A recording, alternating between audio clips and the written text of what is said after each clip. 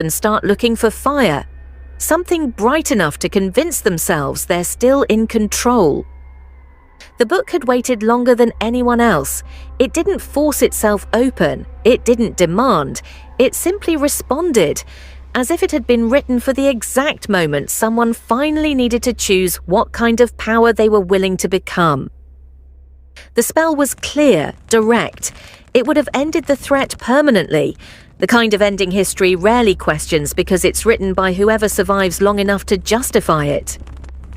Power without mercy becomes the very thing that hunted us. It doesn't matter how justified it feels.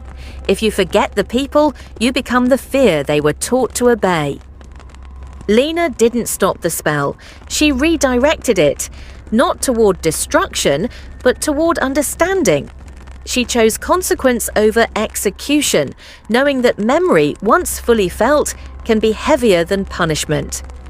They didn't die, they remembered every accusation, every silence, every time fear made them choose cruelty over courage. And Lena learned something too. Mercy doesn't weaken power, it defines it. Lena didn't destroy Greyhaven, she didn't save it either. She removed her protection, just enough for the town to feel what standing alone actually meant. Mercy, she understood now, doesn't mean shielding people from the consequences of who they choose to be. Without a single enemy to point at, Greyhaven split apart. Some ran because fear needs distance, some knelt because guilt seeks forgiveness.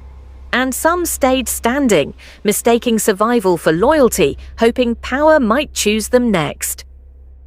Era had never knelt, not to covens, not to binders, not to the forest itself, but this moment demanded something new.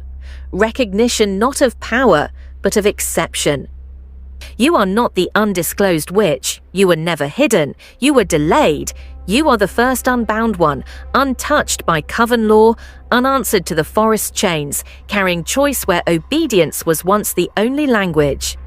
Then the forest spoke her true name, not aloud, but directly into the place where identity lives, a name no witch had ever survived carrying, because it wasn't meant to command power, but to outgrow it.